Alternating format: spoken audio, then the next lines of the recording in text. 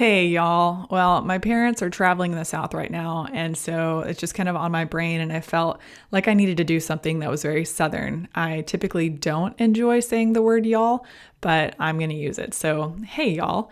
Today's grit list is going to take you through 5 ways to improve your work-life rhythms for mental health.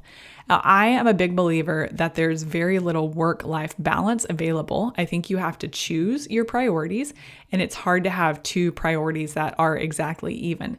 So having a work-life rhythm is a little more attainable. Once you know your priority, then you can implement some rhythms that help you vacillate back and forth, that help you have a little bit of sanity and kind of just deal with moving back and forth, all the demands that are on your life. When we just have some healthy habits, that is going to lead to greater fulfillment. We won't be so stressed for this unattainable balance that we're trying to achieve. So first of all, remove guilt from your vocabulary. Whatever it is that you're doing, if you are a mom who loves your career, you love what you're doing, then be okay with that. Don't feel guilty. Don't let anyone, any societal pressure, don't let Facebook or other social media tell you who you should be and what you should be doing. Just get rid of guilt completely. Secondly, be in the moment. Whatever it is that you're doing, just enjoy it.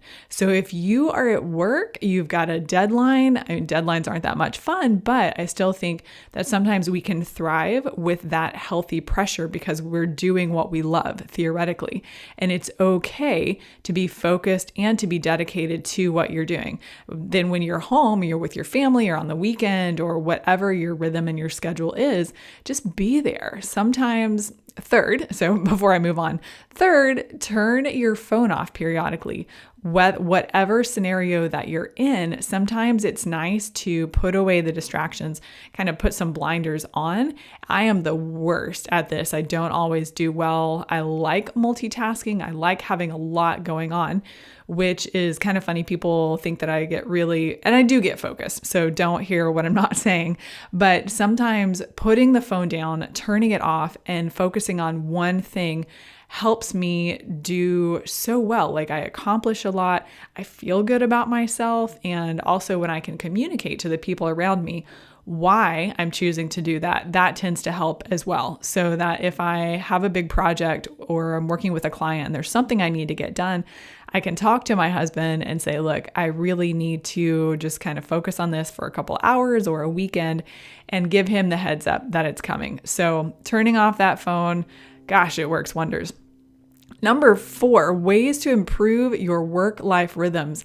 Man, get enough sleep.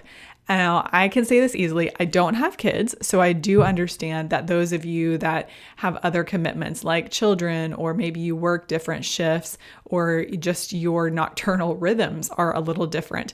It's challenging for you. I tend to get at least 8 hours of sleep. I used to feel guilty about that, but that is what my body needs. It's how I do well and thrive.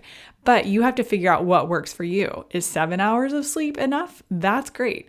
Maybe you need 9 hours of sleep. And again, you need to remove guilt from your vocabulary. You need to do what is good for you. So get enough sleep and try to get quality sleep. There are a whole lot of things. That's another episode. Actually, I need to write that down and make it a thing for later.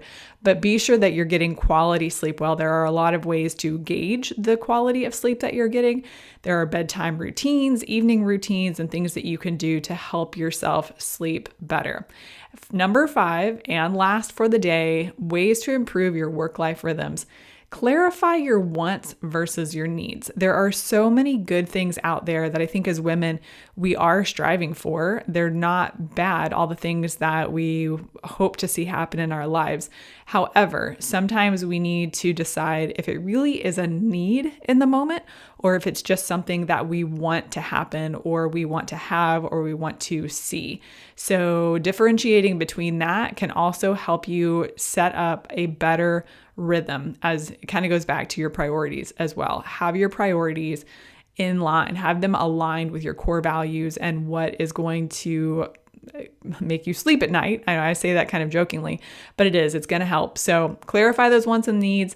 Work on a work-life rhythm. It is different for everyone. You have got to be unique. You've got to be you. Just stick with it. And yep, that's right. I'm going to talk again about Chaos Clarified, the workbook that I just recently released. It's on Amazon.